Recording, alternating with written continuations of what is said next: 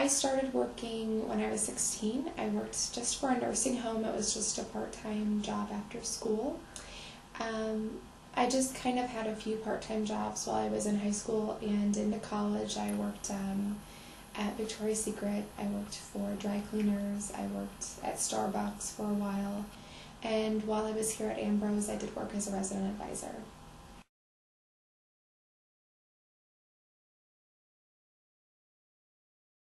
I work for Nestle Purina. I started here in Davenport, which is the main training plant for our facility, or for all of our facilities. And I started as a human resources trainee. I started in January of 2008. And in January of 2009, I moved to Flagstaff, Arizona as an HR assistant.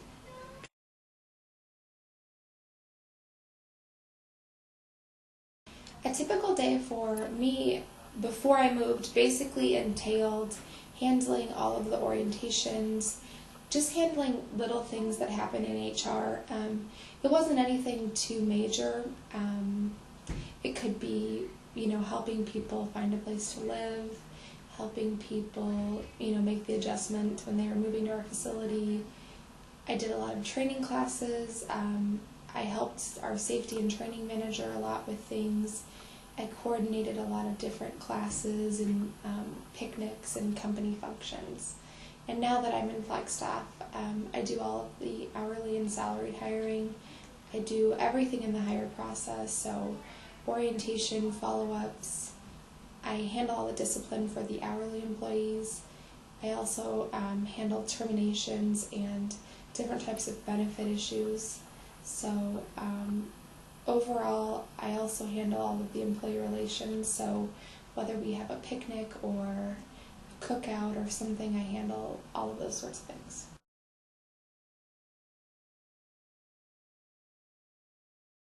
I would say our working hours depend around the plant. We do run 24 hours a day, and usually it's 7 days a week, but I usually work, now that I'm in Flagstaff, our office hours are 7 to 3:30. So I'm usually there 6:30 to 4, give or take. I mean, it is a position that I'm able to leave when I need to, and I can kind of come and go as I please. But on the off chance that something happens when I'm not there, we do have company cell phones that are issued to the manager. So I oftentimes get called in the evening if somebody gets injured or if there's an issue that needs to be taken care of.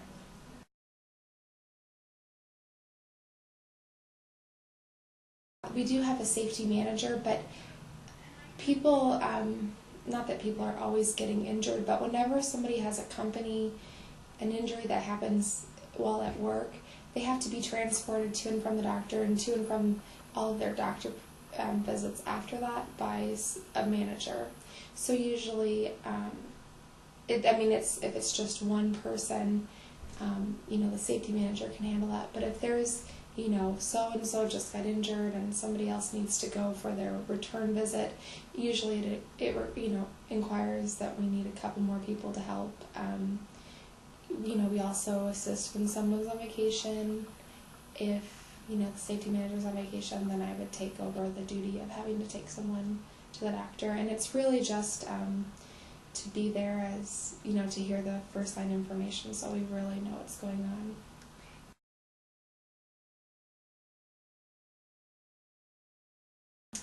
I would say you could expect anywhere from, I'd say 30,000 to maybe 45. It depends what type of position you want to get into, at least that's what I've seen. If you get into a clerical position that maybe isn't going to move up in the very near future, you might be looking more at 30,000. When I came into Nestle, the point of the program is to train to be a manager. So we got paid really at the higher end of that, so it was kind of, it was a big bonus, of course, because I wasn't expecting that much, but I'd say that, at the end of my career, the salary range for an HR manager probably would be around 100,000, just depending on the size of the facility that you work at. So that depends on a lot of things too. So.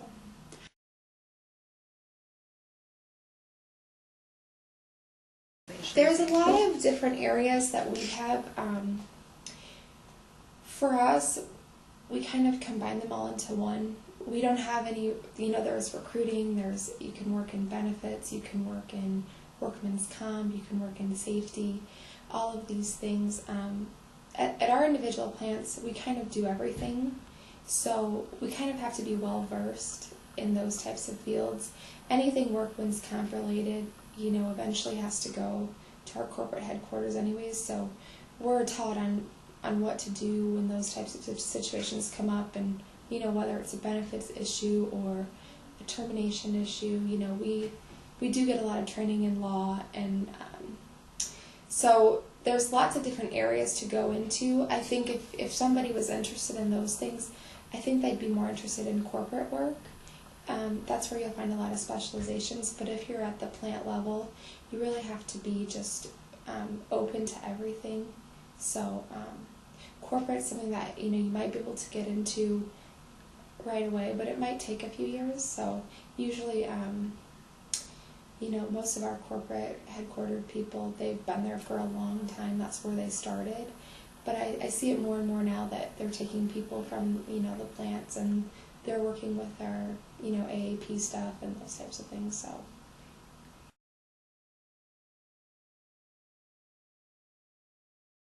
when I first started working, we went through a 6-month period where we just worked in the plant. So I didn't do anything HR related until after that. The point of that was to learn the job of everybody in the plant so that we could fully understand how our job impacts them, because they're obviously the reason why we're there. So after that point, I started in the HR field, and I just started off slow. I started handling orientation. I started organizing our college recruiting season, which happens every fall.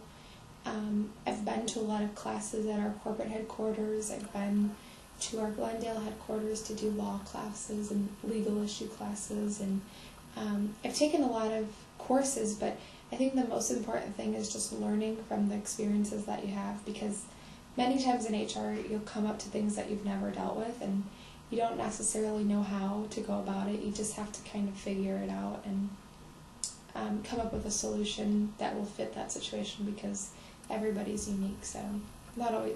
I don't think I've ever dealt with the same situation once.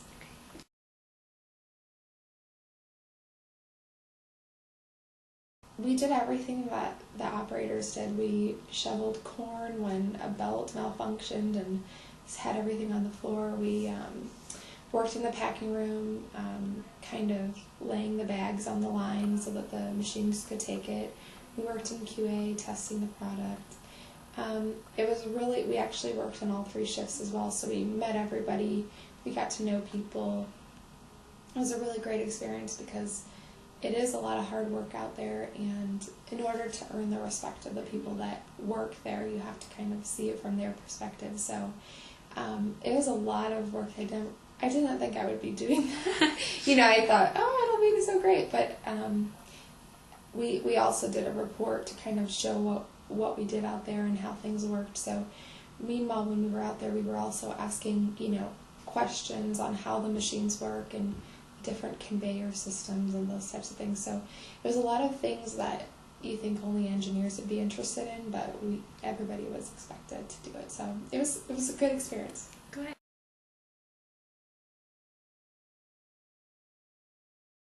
I really never knew what I wanted to do. I just I knew I wanted a job before I got out of college. That was my biggest goal. That was my my freak out moment at the last minute of my senior year. And Nestle Purina had recruited here on campus, so I just signed up for an interview. I thought, well, I think I could do HR. I never really thought about it.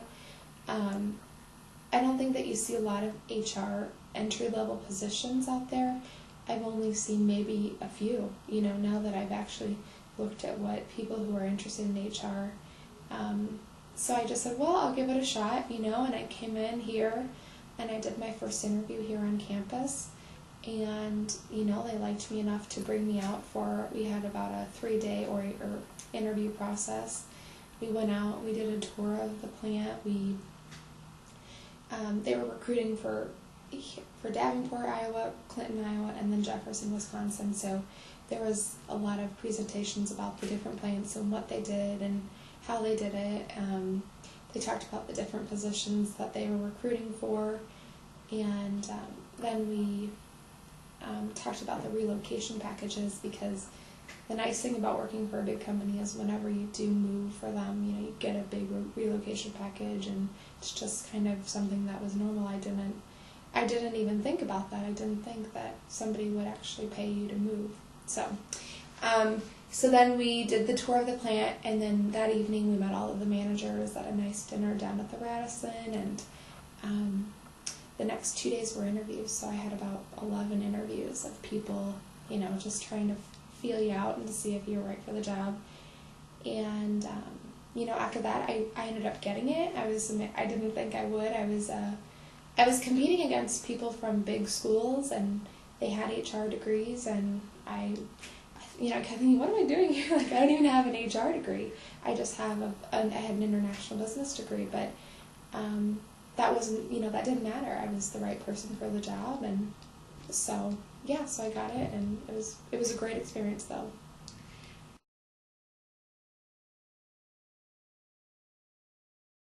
I would recommend a business. Usually, if you get anything in the business field, it seems like most people are open to that. Maybe get a management minor, or I have a language degree as well, so I don't think that necessarily helped me, but I think that what Nestle was looking for was someone that was willing to move around, and I think that if you show that, I did a study abroad, and I did this and did that, and I'm willing to make changes in my life, I think that's what people are looking for. So I think as long as you have a business degree, a lot of people come into HR and they have a psychology degree. I think that's okay. I don't think it's, I think a business degree is just better. A lot of, we do have psychologists, work-related psychologists, but I guess if someone really wanted to get in HR, I would recommend getting a business degree versus a psychology degree. Okay. It's more into the, and of course you want to read people and understand what's going on with them, but you have to think on the business side of things as well. And I think if you're good with people, you're good with people whether you have a psychology degree or not.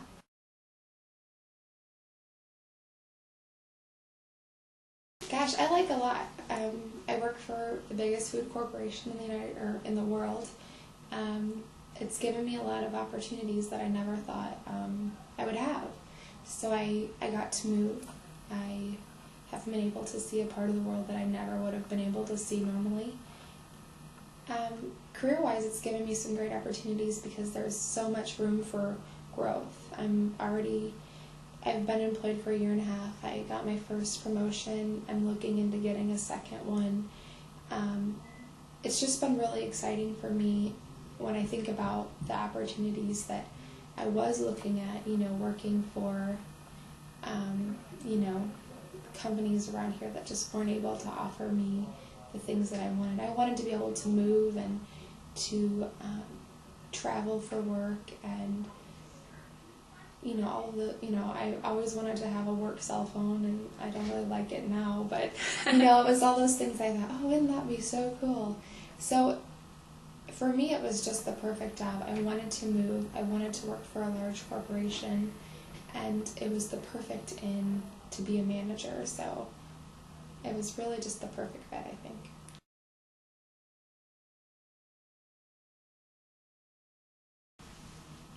The only thing that I think is difficult is that you do have to move, and a lot of people, I think, are willing to move in the beginning, and then a couple years down the road you find yourself in a place that you'd rather not be, and the hard part is that if you want to move up in the company, you do have